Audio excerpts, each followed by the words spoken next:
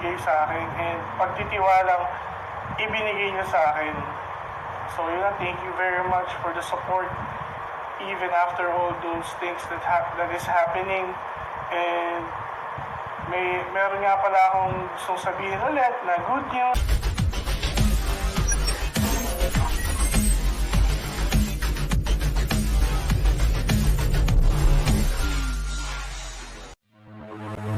Ladies and gentlemen, welcome to the channel.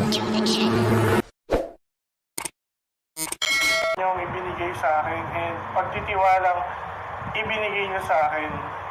So yun na, thank you very much for the support even after all those things that is happening. And meron nga pala akong gustong sabihin ulit na good news sa inyo guys is the good news is my legal team is already handling our issue with the SEC, no? So inaayos na nila para ma-lift yung ano natin sa SEC, no? Para ma-lift na yun, no? And wala na tayong problema sa kanila. So yes, so my legal team is already doing its job, no, to lift our SEC listing. Sir Carlo, I'm okay kahit medyo puyat is as far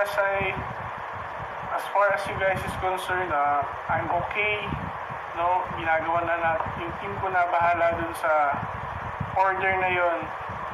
So after all these things that's happening, mga pangyayari, no, so expect na mas lalo tayong titibay at mas lalong lalakas ang community natin, no? So walang iwanan guys, keep on supporting the company and keep on supporting me, no? So yan, tama si Ma'am Rose, kaya walang iwanan. And just remember, ano nga ba ang Ignite Virtus International?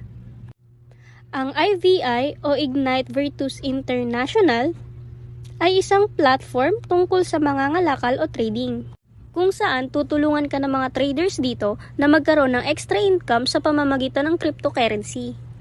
Mayroon silang 3 complan. Ito ay nahati sa una ay ang bronze, pangalawa naman ay ang gold, ang huli ay ang platinum.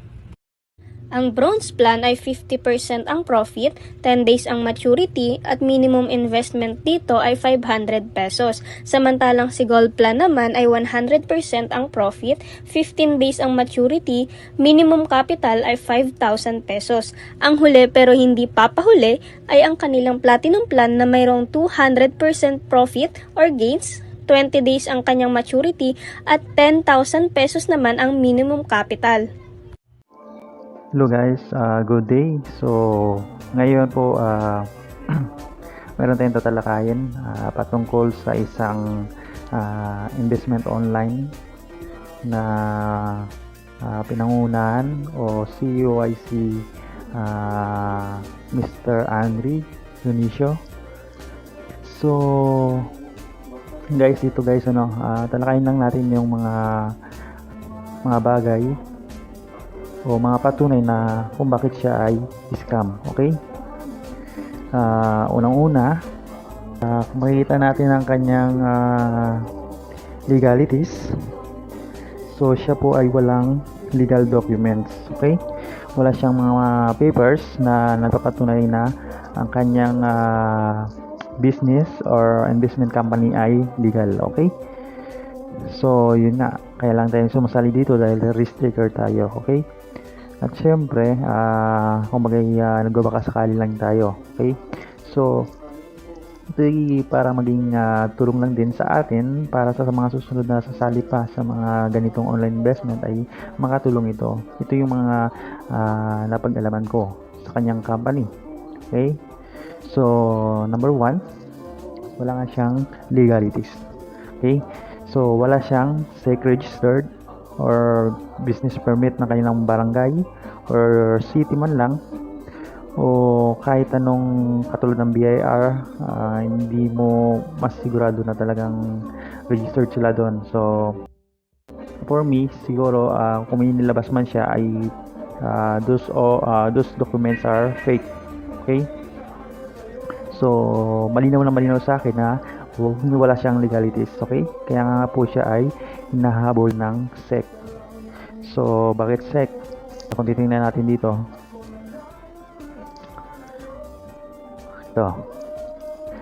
ito'y sa online sec.gov.ph.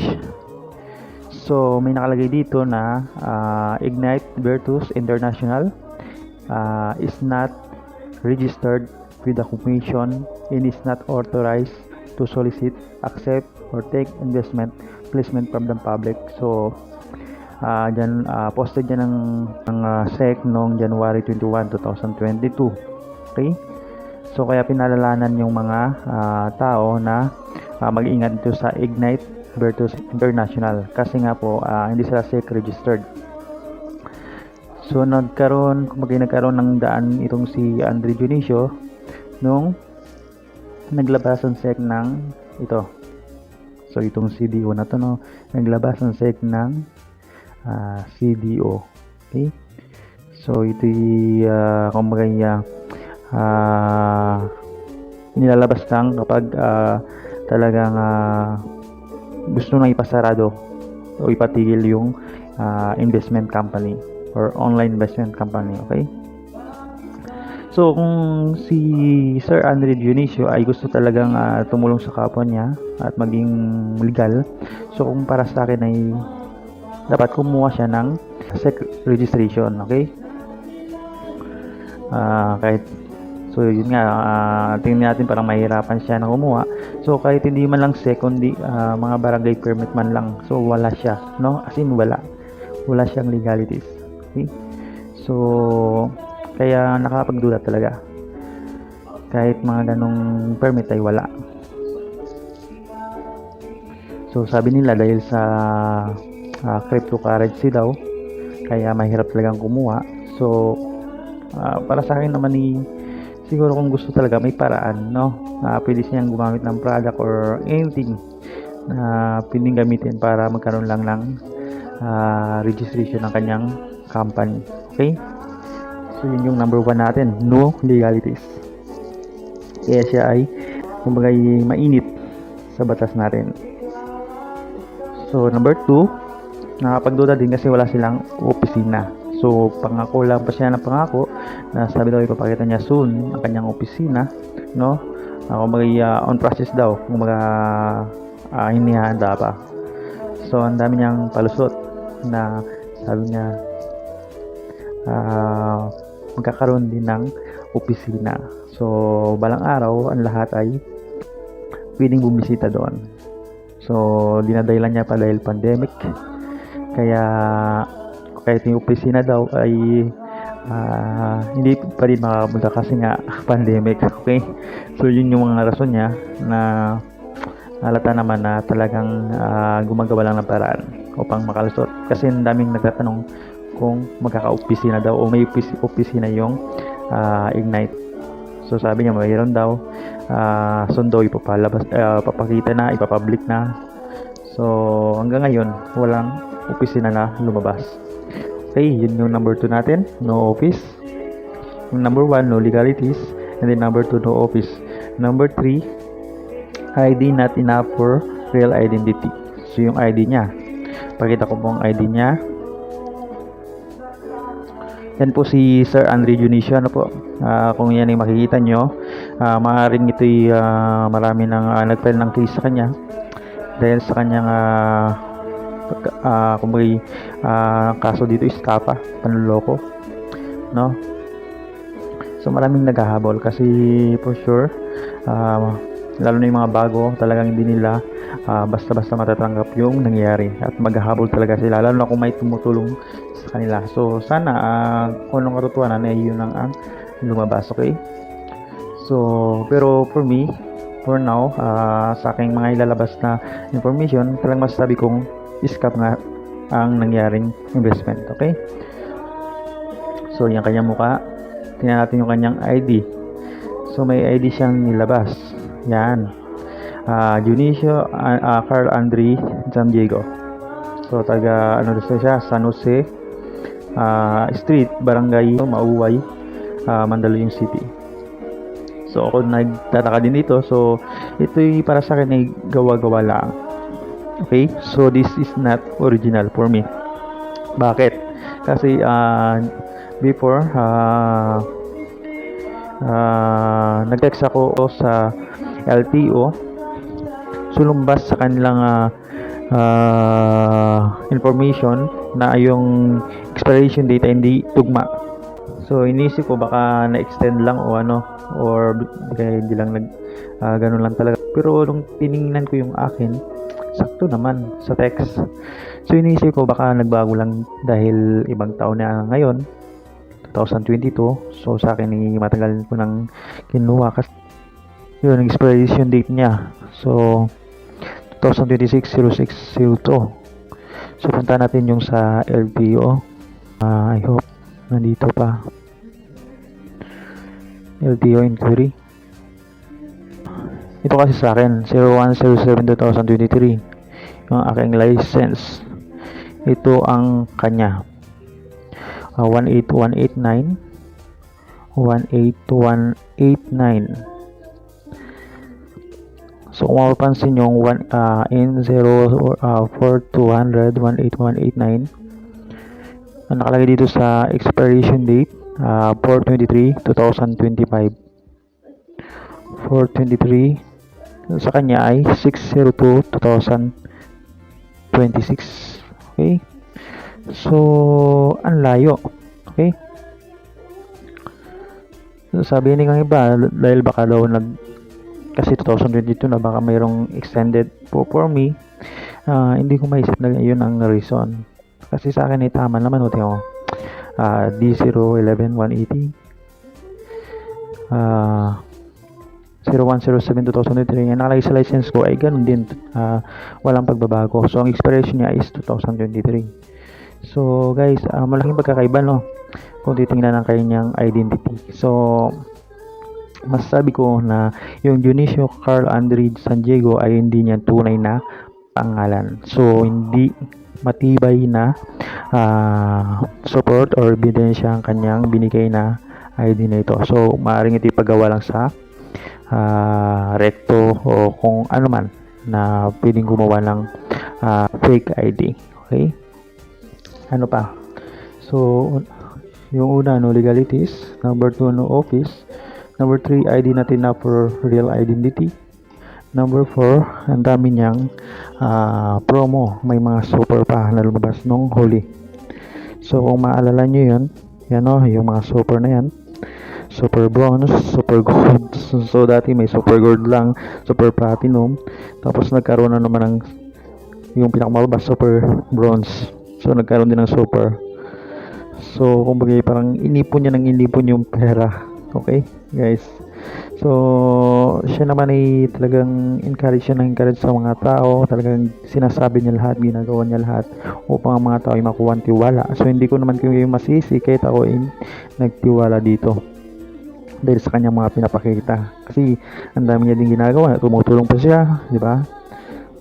So parang masasabi mo mong may takot siya sa Diyos. Okay, masasabi mo na talagang nandun yung pag-ibig niya na tumulong. Pero ngayon masasabi natin na ito'y kanyang paraan niya lang upang makuha ang loob natin. Paraan niya lang para mas lalong makalikob ng pera. Okay, so this is my honest review lang. So depende na yan kung maniniwala kayo o hindi. So inipon niya lang talaga yung pera kasi nagkaroon ng 100% naging doble yung profits. Okay, so yun yung number 4, nagkaroon ng mga super promo. Okay, so ano pa, number 5, yung nagkaroon pa kasi ng token yung Ignites. So mababa ang value niya sa umpisa, pero sabi niya tataas daw. Okay, so sabi niya magkakaroon ng value ng 200 pesos per token. So parang pinatikim lang sa una, yung mga nauna pinatikim lang para masabi na tumataas. So guys, totoo nga aking hinala. So ako naman ay kumagi nagpakasakali lang din, at yung mga kapatid ko ay gusto lang din. So gusto lang mag-try kung pakasakali. So sumubo kami. Sa I think 5,000 din ang nalagay namin. Walang nangyari. Okay? So nasayang lang yung 5,000 na inambagan namin na nagbabakasakali kami na tumaas nga yung value. So guys, talagang walang instant money. Okay? So walang ganong klaseng business na biglang lalaki ang inyong pera. So yun nga yun, token na yun. So yun yung ipang pakagat lang para mas lalong magtiwala ang tao, para mas lalong maglagay ng pera. So another way of storing money, okay, ng scammer. Okay, so nung hindi tumaas, so magpalusot na naman siya nung hindi tumaas. Sabi daw i-hold lang daw, tapos sabi daw ay sinisisi niya ang mga maingay sa group kasi nilalabas ang information. So for me, that's not the cause. Hindi po yun yung problema. So ang problema talaga ay hindi siya tataas. Okay, so that is a part of the scam of Sir Andre Dionisio, or Mr. Andre Dionisio. Hindi ko alam kung karapat-dapat pa siyang tawaging sir sa kanyang ginawa. Talagang pinaasa niya lang yung mga tao. Okay, so I think alam niya ang mangyayaring ito eh. Maliban na kung hindi niya alam, di ba? So yun ay talagang excuse na yun. Okay, pero kung alam niyang mangyayari ito, so ang Diyos nang nakakalam nun, no? Kung nasaan man siya, may araw din siya sa Panginoon kung talagang ginusto niya manloko at manglamang sa tao. Okay, o mangling lang ng tao. Okay, so yun yung ating number 5. Tataas daw ang token, at nung hindi tumaas ay sinisipa yung mga maingay sa group. Okay, so number 6 natin, daming ginawang mga pages and account. So nandyan yung mga code seller, so nandyan din yung mga pages kung saan yung mga concern ng Ignites. So kung mapapansin nyo, marami po niyan, no? Ngayon I think nabura na lahat. So kahit yung account ni Sir Andre hindi ko na makita sa kanyang Facebook. So na-delete na yata yung account niya. Okay, so that is a part of scam. So para manin lang ang tao, malito kung saan mag-message, hindi alam kung sinong habulin talaga. So for sure naman yan, may mga dummy account. Okay, so yan na may, kung talagang planado, for sure may mga dummy account yan. Kasi sabi nga ng police dati, kahit yung attorney nakausap namin, scammer will never use their real identity. Okay, so ang gagawin nila, paikutin yung mga tao, paniniwalain na yun ang tunay na identity nila, bibigyan ng maraming identity para hindi sila makapokus sa isang identity. Okay, na hindi naman tunay na identity. Okay, lahat ay hindi tunay, kung gawa-gawa lang nila ng mga scammer. So ano pa? So number 7, dito din ako nagtataka kasi tumutulong din siya. Okay, natutuwa tayo doon. So yun nga, parang naging proud tayo na tumutulong sa kapwa. Pero now, ano nangyari? Okay, so ang problema dyan, hindi siya personal na nag-a-attend ng tulong, hindi siya mismong nagbibigay. Okay, pinapasuyo niya lang sa mga members. So yun yata ang napansin ko, hindi ko siya nakita sa video na siya ay nandun. So yun yung mga kumbaga nakapagduda talaga, na kahit sa isang video man lang hindi niya nakasama yung members, wala man lang pictures o ano man. Okay, puro lang online. So hindi natin alam, baka wala siya dito sa Pilipinas, kaya malakas ang kanyang loob na manin lang o manloko o mang-scam ng tao. Okay, so ano pa? Number 8, babalik daw pero mag-leave sa GC na luma. So ito parang nagdududa din ako, bakit kailangan mag-leave? So sabi daw ililipat sa bago, may ginawa ng bago. So this is a part of scam. part ng pagkalito para mga tao ay malito. Okay, so magaling si Andre, magaling ang kanyang plano. Okay, planado talaga. So okay, for me ay hindi na siya magpapakita personal kasi hindi naman niya talaga planado na magpakita personal. Okay, so that is a part of scam lang para ang mga tao ay hindi alam kung saan siya pupuntahan. Okay, so wala siyang binigay kahit address o anumang ano, so as in wala. So live lang siya ng live kaya nakuha niya ang tiwala ng tao. So magaling din magsalita kaya nakuha niya ang loob ng mga tao. So ano pa, so nagsabi siyang mag-leave. So ako hindi ako nag-leave kasi sa isip ko ay sinong makakausap ko once na magloko diya, sinong makakausap ko once na magkawatak-watak na. So wala nang communication, di ba? So possibility na magkalimutan na lang lahat ng tao. Okay, so hindi ako nag-leave, hindi ko nang ginawang seryoso yung kanyang instruction. Okay, number 9, may bago daw site pero sobrang tagal at walang records ng mga capital investor. Ang dami pang dahilan. Okay,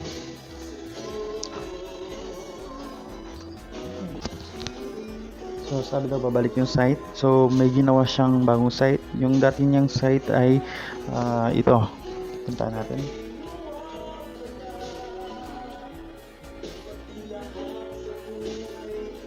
So Ignite.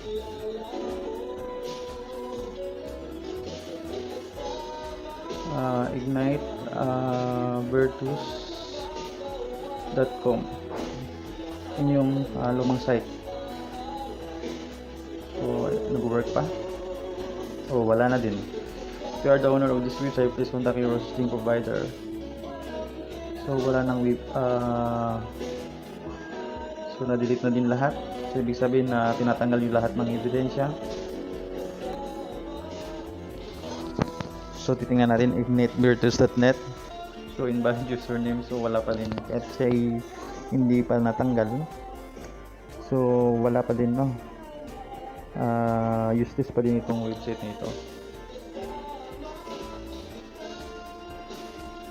Okay, so ito isa lang sa mga umagay props ni Andre Junicio. So hindi tunay ang kanyang website at wala talaga siyang balak na maglagay ng bagong pagkakakitaan. So, ang dami niyang dahilan dito sa mga naging, kasi ang dami nagitay. Sabi daw, April 1st week, April 2nd week, ganyan. Kung maalala nyo, ang dami niyang sinasabi na date na babalik. So, inabutan na ng linggo, buwan, wala pa din. So, talagang scam. Okay? So, ano pa? Burado yung mga kanyang mga posting. So wala na yung mga posting niya, guys. So bus na. So tingnan natin yung Facebook. Ito yung Ignite Virtus International. Yan. Yung admin. Yan ang ginawa niya din, si Code Sailor. So ito useless na din. Ang account niya mismo ay wala na dito. So nawala na yung kanyang Facebook. Deactivate or maybe dinelete ng account. So malinis na. Wala ka nang makikita topics, mga pictures kasi lagi nag-upload yun albums wala na din, files wala na din. So guys, as in wala. So mayroon siya pang isang group, Ignite din.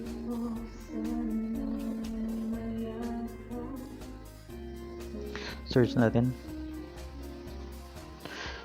itong Ignite Concerns. So yun nga, no, naghahabol na yung mga kanyang mga investor. So madami na ding posting patungkol SEC advisory. So nagkaroon ng advisory yung SEC. Okay.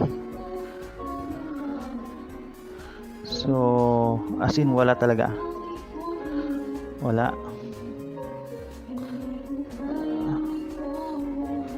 Labas tayo. Ignite. Ito.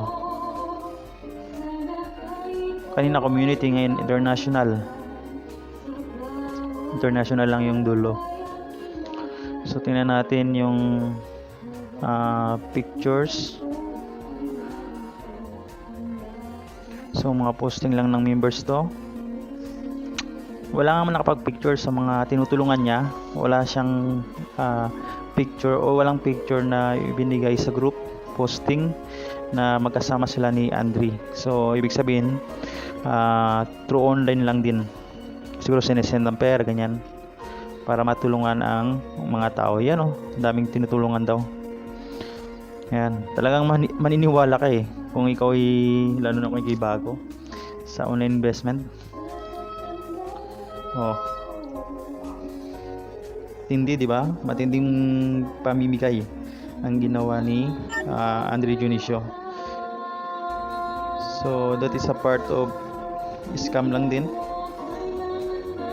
para makuha yung tiwala ng mga tao. So for sure sa mga nabigyan nito, mayroon pang mga taong na-invite.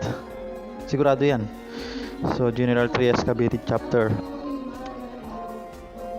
So for sure sa programang ito, ang dami pang na-invite si Andre Dionisio. So okay guys, yan, oh, yung mga tarpaulin. So ito yung nangyari din sa amin sa future farming. Talagang pinasakay. Talagang maisip mo na legit kasi may mga tarpaulin.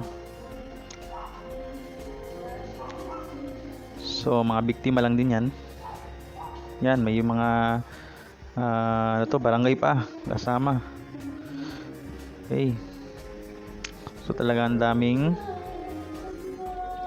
So for sure may mga kumita naman, no? Kaya so nga yung kawawa dito yung mga nag-invest din. Post na uli na sila. So for sure apektado talaga sila. Although natulungan sila, pero kung mas malaki pang binalik nila, so wala din, di ba? For example, ang natanggap nilang grocery is amount of 1,000 lang or 5,000. Tapos ang ininvest nila is 10,000. Tubong-tubo pa din si Andre Dionisio. So yan So may mga pictures pero yung kanyang account ay hindi ko na din makita. Tingnan natin ang admin, kung sino ang admin dito. So Andre Code Seller pa din. Okay guys. So ibig sabihin lang, talagang planado niya na gumawa ng ibang account para malito yung mga tao, mga comment ng tao. So sila ay parang disappointed din talaga. Dito sabi ni Ana Marie, kakahiya pagmumukha mo, Andre Dionisio, sobrang kakapal ng mga mukha ng mga scammers. File a case, sabi ni Cheryl. So sino pa? Levinson T. Escueta. So yung iba nag-share din ng mga online investment pa sa mga gustong bumuhawi, kasi kadalasan dito mga rich taker, kaya sila sanay na sa mga ganito. Kaso nga lang problema dyan yung mga bago, yung mga na-invite mo na hindi pa nakakabawi kahit magkano man lang. Website it's up. Super excited for the reroll package plan, si Biliana. So yan pa yung working pa yung website. Hello guys, so summarize lang natin yung mga napag-aralan natin at natarakay. Number 1, no legalities. Number 2, no office. Number 3, ID not enough for real identity. Number 4, super promo, nagbigay sila. Number 5, token for fast increasing value. Number 6, more pages, account dami, etc. Number 7, tumutulong kaso personal not attending. Number 8, leave group chat for new GC and compliant. Number 9, new site but no records of investors, so mas tatagal. Number 10, disappeared posting and messages kasi deactivated na ang account or deleted na. So ito guys ay aking opinion lamang, so pwede din kayong mag-comment dito para sa inyong opinion, naramdaman at ang inyong nasa isip. Salamat po muli